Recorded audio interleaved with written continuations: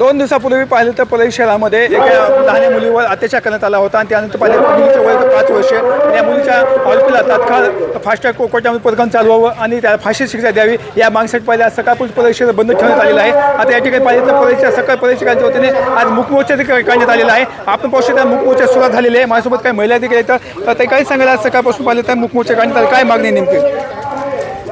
अत्यंत निंदनीय असं हे कृत्य आहे।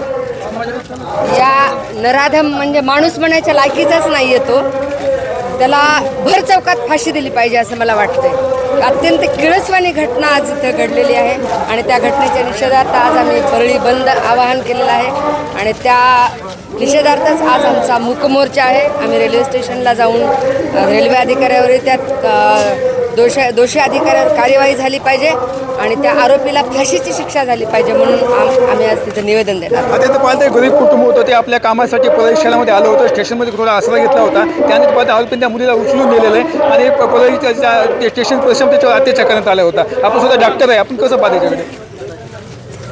डॉक्टर म्हणून किती भयानक कृत्य आहे, म्हणजे डॉक्टर म्हणून पाहण्यापेक्षा एक माणूस एक स्त्री स्वतःला आपली म्हणजे स्वतःची मुलगी 5 वर्षाच्या मुलीवर प्रत्येकाने विचार करा की आपली लेकीवर जर असं काही झालं किती भयानक आहे। त्या माणसाला असं कसं कळलं नाही की आपल्यालाही बहीण आहे, आई आहे, मुलगी आहे आणि डॉक्टर म्हणून जर मी सांगते तर तिचा तो मी रिपोर्ट नाही पाहिलेला आणखी, पण सगळं छिन्न विच्छिन्न झालेलं होतं सगळं ते एका वाचण्यामध्ये आलं माझ्या, ते पाहण्याची सुद्धा माझी हिंमत झाली नाही आणि तिचं खूप शारीरिक भयानक नुकसान झालेलं शारीरिक या पद्धतीने पाहिलं स्वतः एसपीने पंकज यांनी फोन केला होता आणि आरोपी त्याला तात्काळ त्याच्यावर कारवाई झाली पाहिजे हे सांगितलं होतं। हो, या बाबतीत आमच्या ताईसाहेब अत्यंत संवेदनशील आहेत आणि त्यांनी तात्काळ एसपींना फोन करून दोषी मला वाटतं त्यानंतर इमिजिएट दोषीला अटक केलेलं आहे आणि त्याच्यावर नक्कीच एसपी साहेबांनीही तात्काळ कार्यवाही केली आहे।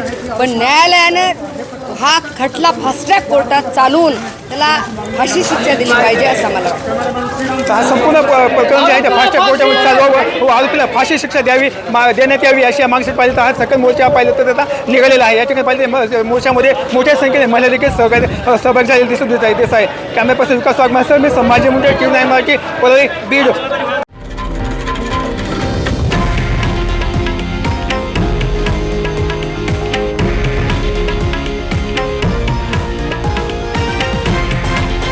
हे आहे देशातील नंबर 1 न्यूज नेटवर्क आणि आपण पाहत आहात TV9 मराठी, एकमेव।